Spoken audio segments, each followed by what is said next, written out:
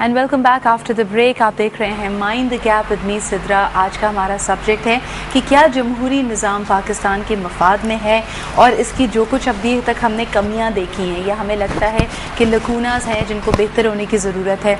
यहाँ हमारा पैनल ये भी कह चुका है कि जी शैम डेमोक्रेसी है, असल रूह अभी भी जमहूरियत की हमारे सामने निकल कर नहीं आई है विद ऑल इट्स फ्लॉज और व्हाटएवर द केस में भी। तो उसके लिए क्या किया जा सकता है? बहरहाल हमने कुछ स्लाइड्स आपके लिए प्रिपेयर की हैं। When we were studying the subject हमारे सामने कुछ डिटेल्स आई। Let's take a look at that and the slide will be played in just about a bit. लेकिन सबसे पहले हम चलते हैं यूथ पैनल के पास अपने और उनसे पूछते हैं कि उनके ख्याल में जमहूरी निज़ाम में जो फ्लॉज हैं वो क्यों नहीं चल सकते। बहरहाल इन लोगों ने ये कहा है कि जी वोटर्स लिस्ट में अभी तक नाम नहीं आया है, अभी तक एक भी दफ़ा इन्होंने वोट किया नहीं है और शायद इनको किसी भी लीडर की बात अभी इनके दिल को छुई नहीं है जिसके लिए ये लोग निकल के कभी रैली में गए हो? पोलिटिकल रैली में आप गए हो? इमरान खान के धरने में। अच्छा, फिर क्या हुआ था वहाँ पे? What was your experience like?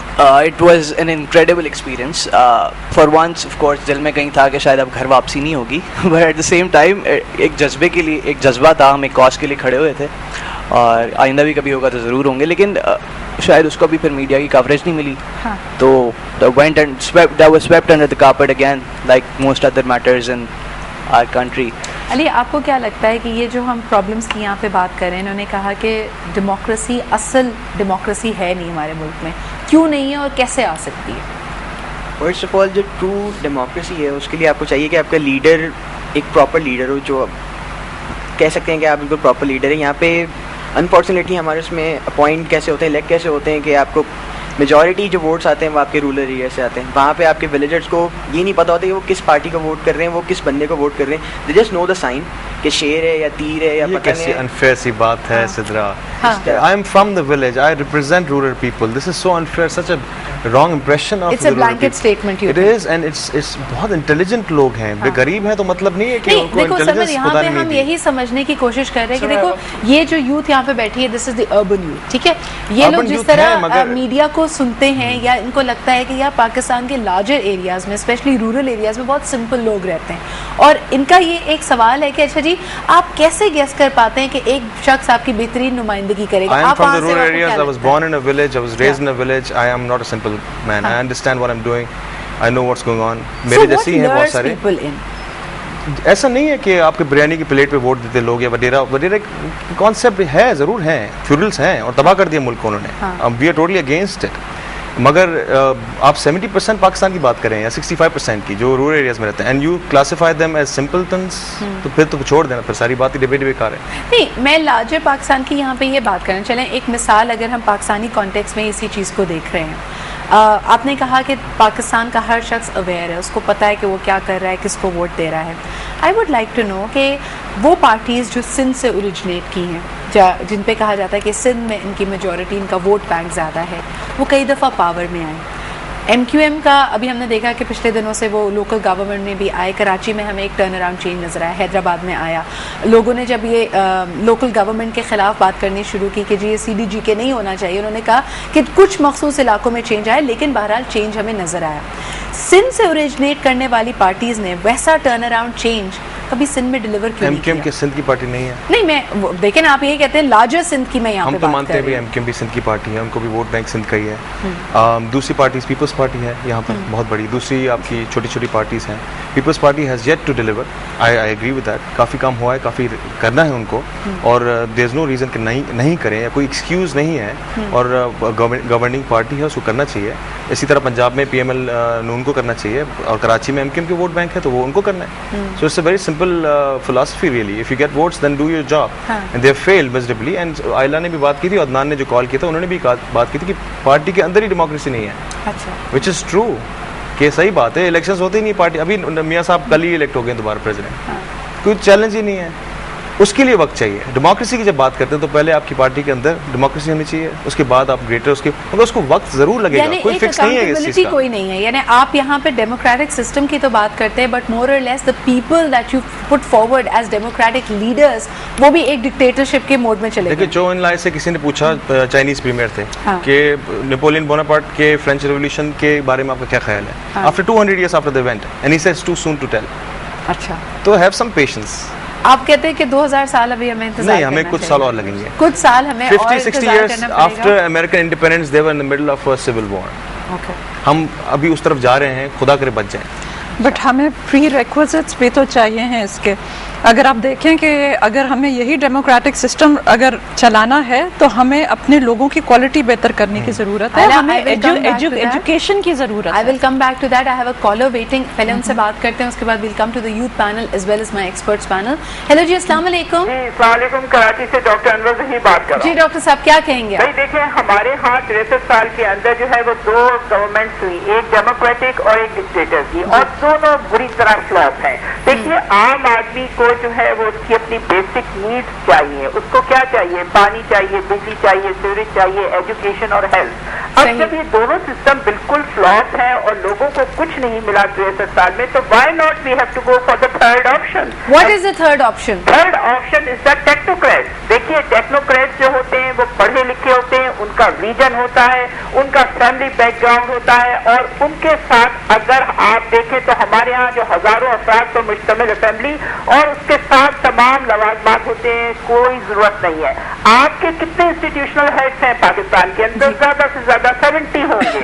अगर 70 इंस्टीट्यूशन है और आप 70 टेक्नोक्रेट्स को लेके आए तो आपका मिनिमाइज हो जाएगा सब चीजों के अंदर। डॉक्टर साहब बहुत बहुत शुक्रिया आपकी कॉल का, लेकिन बहरहाल यहाँ पे ये भी मसला है कि बहुत सारे ऐसे टेक्नोक्रेट्स को, कैपिटल मार्केट्स में परफॉर्म करने वाले लोगों को हमारी जमहूरी गवर्नमेंट्स अपने साथ लेके आई हैं। Doctor Hafeez Shaikh is an example, साथ ही साथ आपके जो फॉर्मर फाइनेंस मिनिस्टर थे शौकत तरीन साहब, वो एक एग्जाम्पल है। लेकिन उन लोगों का कहना ये होता है कि वो पॉलिटिकल माइलेज हासिल ही नहीं हो पाती, वो सपोर्ट ही नहीं उनको गेन होती कि वो अगर एक सोल्यूशन दे भी रहे हैं तो वो बिल कभी पास नहीं होता। इस बारे में मजीद बात करेंगे, लेकिन coming back to our youth पे हम क्या कहोगे?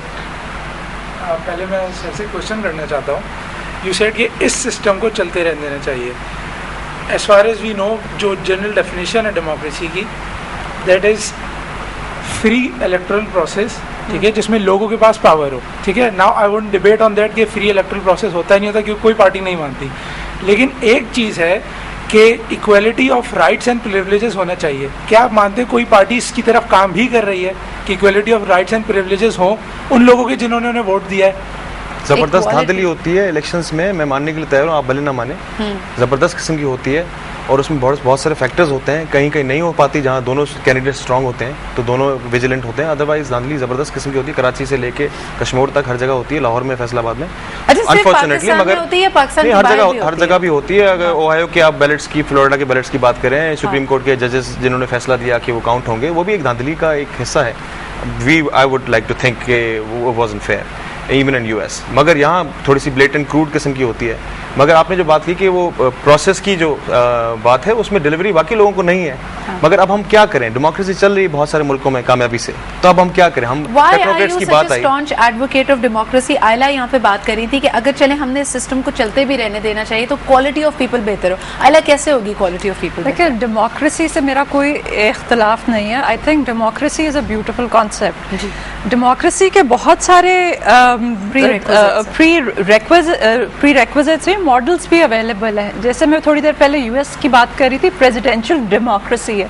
अभी जैसे हमारे 2 कॉलर्स ने कहा, टेक्नोक्रेट्स की बात की कि प्रोफेशनल लोग आए जो मसाइल को समझते हैं, इश्यूज़ को समझते हैं, उसके मुताबिक वो करें डिलीवर।